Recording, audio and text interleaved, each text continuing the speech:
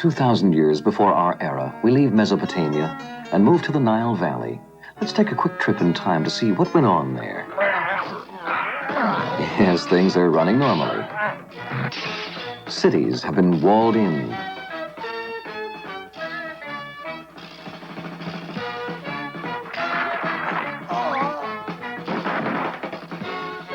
But their walls weren't able to hold back the massive influx of a people whom we call the Indo-Europeans, for lack of a better idea of where they came from.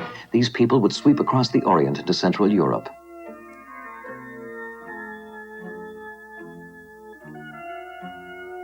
For the moment, Hamurabi, king of Babylon, ruled Mesopotamia and dictated her laws. As we can see, the sun god Shemus handed down the civilized world's first legal code to Hamurabi in a very personal way. The year is 1750 before our era. If a man wrongfully curses another, he shall be put to death. There are three kinds of men: the slaves, the petty, and finally, men. If a man has debts, he may lend out his wife as repayment, but for a maximum of 3 years. Careless housewives are thrown into the river. Let's go.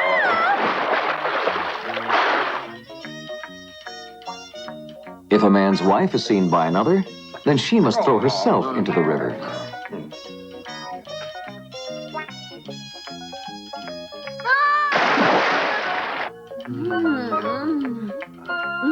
If a woman commits adultery, she shall be tied to her lover, and both shall be thrown into the river. Led by Abraham, the Israelites left Ur and headed towards Canaan. The Achaeans from Mycenae attacked Crete, whose civilization was not to their taste.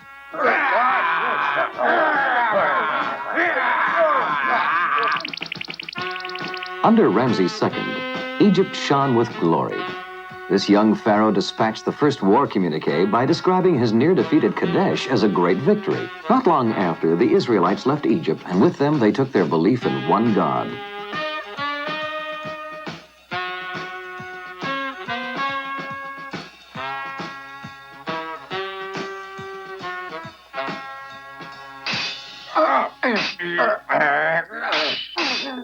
In 1200 BC, the Dorians invaded, armed with invincible iron. The Assyrians, in turn, became more warlike. By 1100 BC, Tyre, Sidon, and Byblos were the capitals of Phoenician prosperity.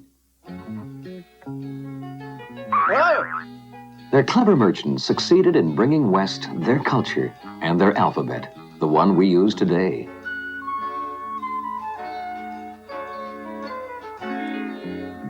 Assyria came into its own at last. The city of Ashur ruled the Middle East. Sargon, Sennacherib, and Ashurbanipal terrorized their subjects. On his deathbed, the bloodthirsty Ashurbanipal had this to say: "I have done no evil in the sight of God or man." No evil. One look at the evidence, gouged out eyes, cut off heads, would indicate that evil was his steady diet. 612 BC, the Medes and the Babylonians are now allies. Led by Nebuchadnezzar, they lay siege to the city of Nineveh. It's an attack! Sound the alarm! Oh, ha, hee, hoo, ha, ho, ho, ha, hee, ha!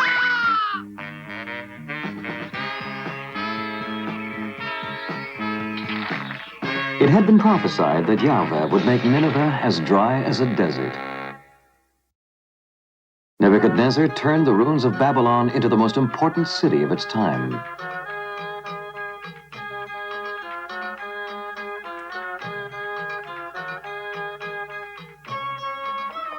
Come closer, come and see my pottery, hear ye.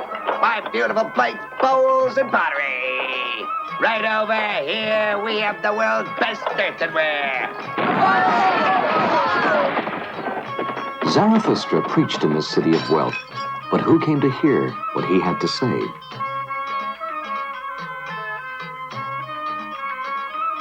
Zarathoustra taught that a wise and good man doesn't do to others what he wouldn't have done to himself, but who wanted to listen?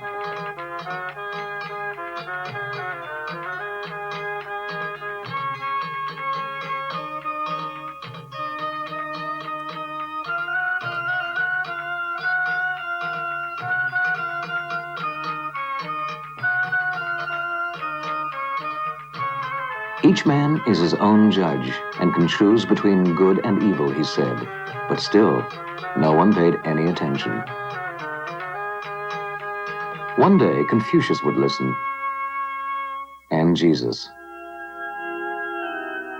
The young Persian prince Cyrus was educated at Zarathustra's school. And when he decided to take the throne from his dull-witted cousin Astyages the Mede, his methods were well thought out. Oh, I'm so sorry, cousin. I do hope I haven't hurt you.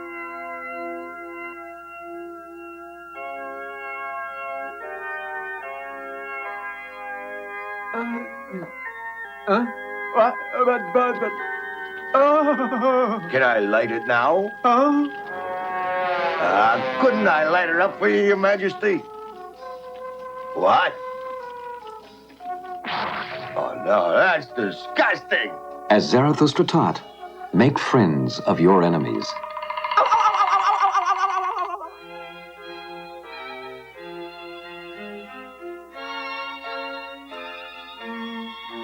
Nebuchadnezzar was succeeded by Nabonidus, whose son Balthazar was not exactly loved by the people.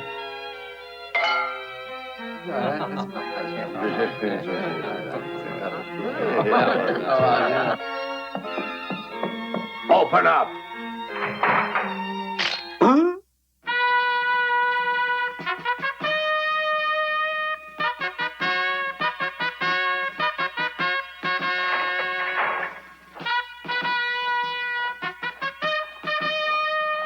Make way! Huh?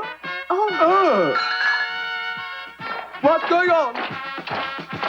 Oh! Oh!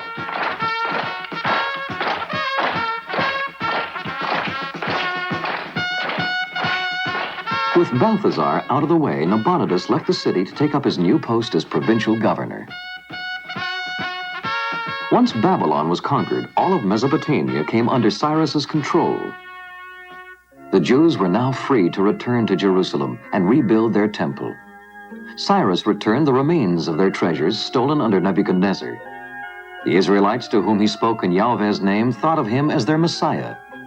For the first time in history, conquered cities were not looted, their inhabitants left unharmed, and a conqueror showed clemency. It was the birth of the world's first empire.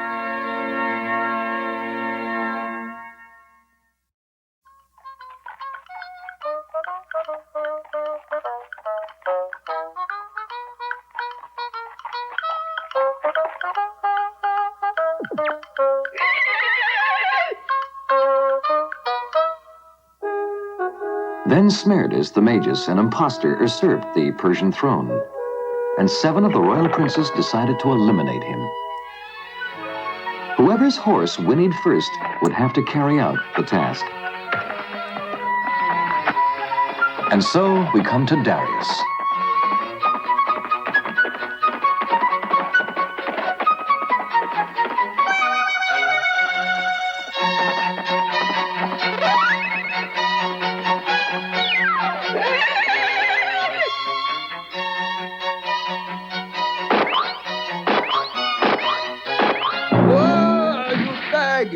Of all times to decide to whinny.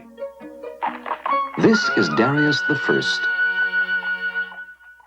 There was rebellion throughout the land. Darius took a firm stand against it.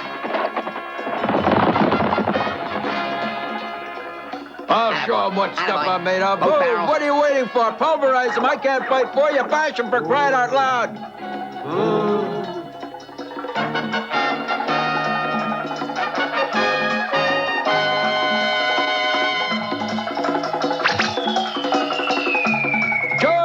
Follow me! I'm with you, Chief. Follow I'm with me! you.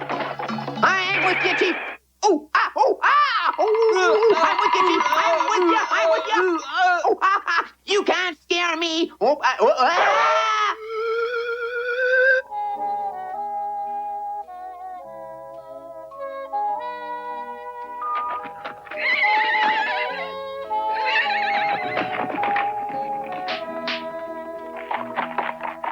He's exhausted. Put him in the barn and take care of him. Let me! That's mine! No, No, it's mine. Papa, he's not fair. Please let me. I want to play horsey, too. Well, we'll see what we can do about that. Yippee! Yippee! Yes, Master, someone is here for you. Please come quickly. A very important visitor is here.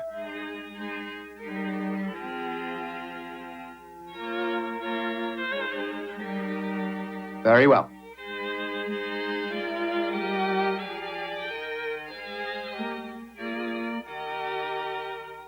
Oh! Huh? Excuse me. Okay.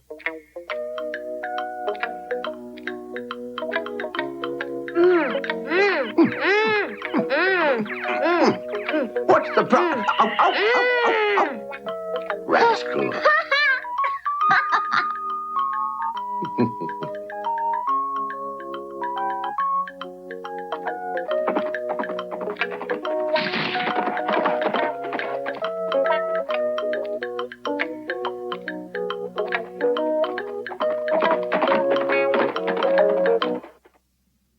Cedars from Lebanon, teak from India, gold from Sardis, lapis lazuli from Sogdiana, turquoise, silver, lead from Egypt, Ethiopian and Indian ivory, stone columns from Caria, Ionian stone cutters, Lydian goldsmiths, Babylonian bricklayers, decorators.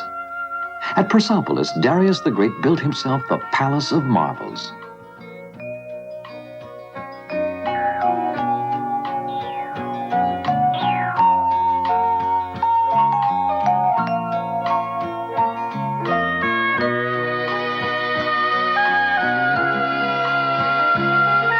King of Kings reigned over 20 kingdoms.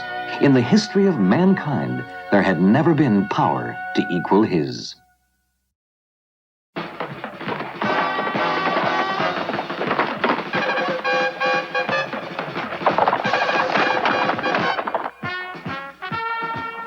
Hey!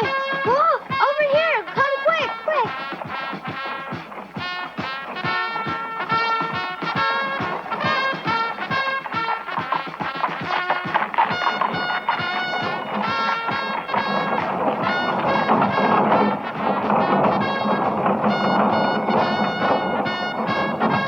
Taxes are pouring in better than usual. Here on the road to the capital, we see 500 Babylonian boys destined to become eunuchs, 400 mules, 100,000 sheep.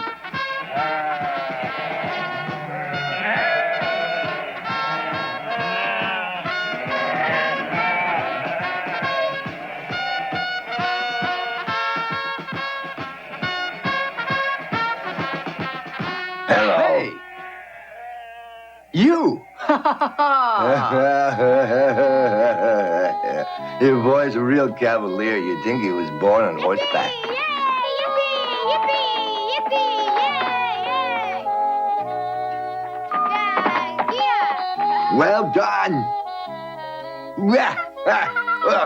Our friend finally gets around to the reason for his visit. A fallen prince has raised a band of outlaws. They're fleecing the region. The king has put me in charge of maintaining law and order. I'll be setting up camp with my troops in the fortress on the hill. So if you ever need help, you know where to find us.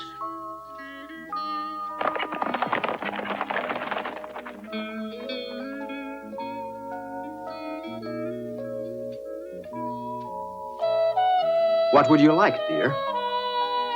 That. Fine. Thanks. Hang on, son! You're gonna get hurt if you fall! Yahoo! Master, band of outlaws has just attacked the caravan. We rode to their rescue, But the bandits outnumbered us. and we're the only ones left. Hey, hold it! There they are!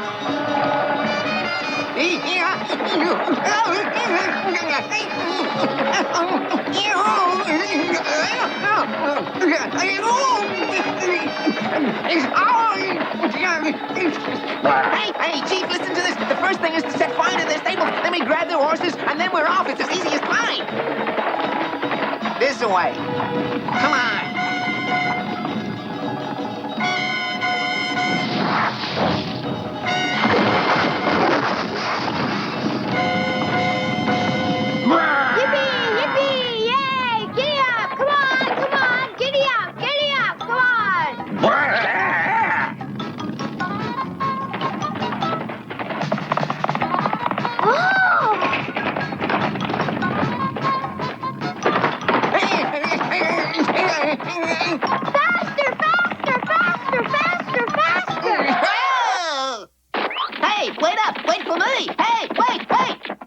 Where do you suppose my boy could have disappeared to? There. It's him, all right. My boy's even broke my horse. A chip off the old block, that one.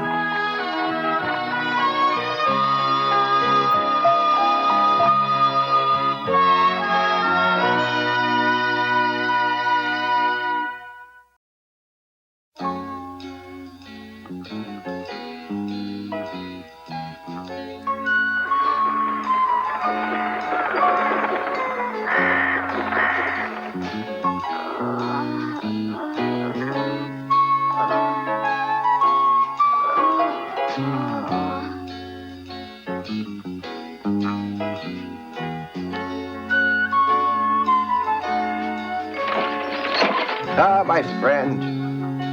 My dear friend. My friend, I can see that there's something the matter. I'm afraid it's my boy. He's extremely ill. I'm afraid he might die. This boy die? Oh, come now. If so, what's the good of all I know? Yeah. Die. We'll just see about that.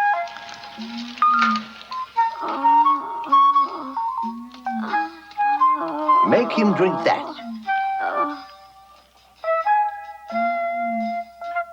The repairs are coming along nice. Oh, come. Must you leave right away? What if the bandits return? What battle plan do you have for that? Well, might as well show you my battle plan. You'll begin by lighting up a good fire. Your weapon will be a utensil like this one.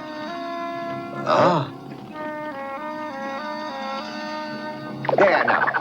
No problem, child's play, that's all. This is the way you must proceed. And if those bandits should ever attack again, it's simple. Look closely, boys. You see, smoke makes good signals when compressed and released. A lookout could see them from the fortress and sound the alarm. It's genius. Fantastic.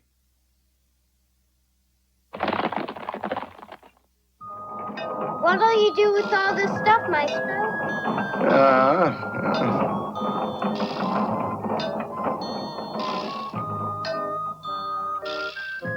Well, son, I'm going to show you. It's for the construction of our capital, Peripulus. What? A big city can't fit into that little drawing? That little drawing, my son, is a blueprint, you know. Now then, this is known as a sundial. It enables man to determine what time it is by noting the sun's height in the sky. One moment, if you please. Could you please explain it one more time, sir? This morning, the mark is here. At midday, over there. And there tonight. Master, His Majesty awaits you. Oh, dear, never a moment's peace. We'll have to go on with this a bit later, son.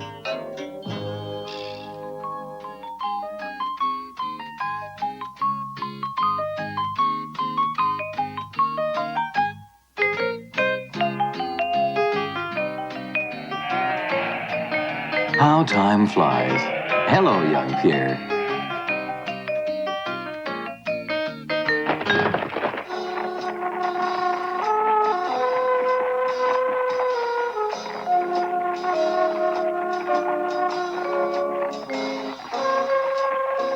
Although it was Darius himself who had ordered his servant to say, "Remember Athens" at mealtime, the emperor grew fed up with hearing it.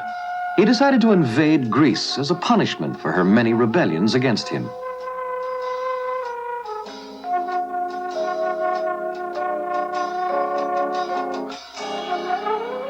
It was another case of Goliath versus David.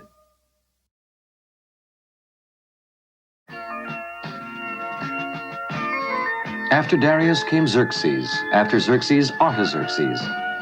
There were great battles, Marathon, Thermopylae, Salamis.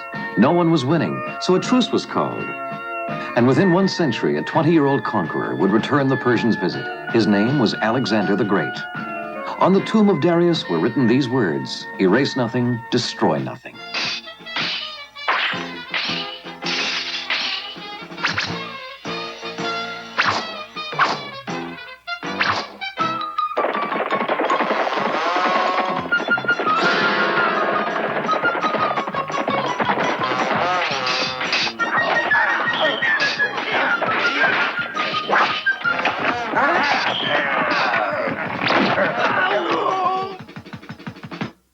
334 BC, victory at Granicus. 333 BC, another victory at Issus.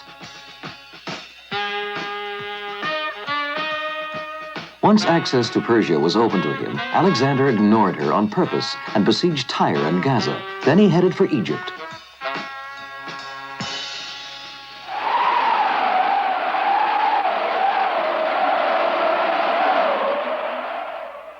According to Alexander, he had to go to Egypt to pay homage to his father.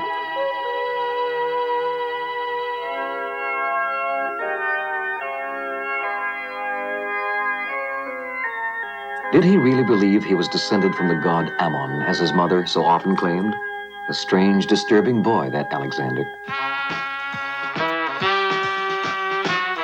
331 BC brought the victory, when Darius III was defeated, once again, and for the last time.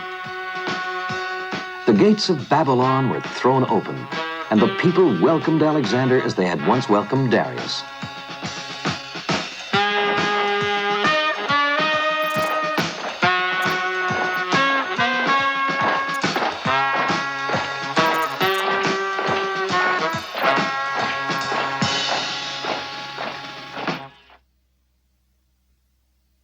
They came to offer magnificent gifts to the young conqueror. Jewels of intricate design, and astrologers to explain his art. The position of the stars is calculated precisely. Alexander was troubled. His father, though handsome and intelligent, was a drinker, known for his short-lived, violent passions. His mother, a compulsive liar, never missed a chance to humiliate her royal husband, especially on the subject of their son, who she insisted was a son of the gods and not of man. So it's not surprising that Alexander was hot-headed, given to depressions and to excesses, perhaps even to patricide. He was brilliant, certainly, but also a strange and troubled man. No, you are not a god. The gods act alone, but that can't be the case with you, for you came to the throne thanks to the Macedonians. The nerve!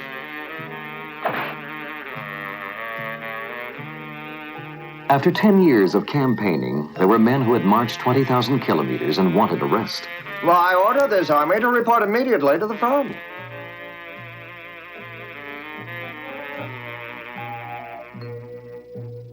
Once back in Babylon, utterly exhausted and probably sick with malaria, Alexander died at age 33.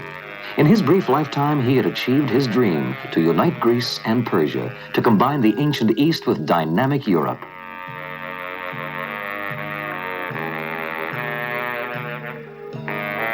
From this intermingling of cultures would spring the Roman Empire.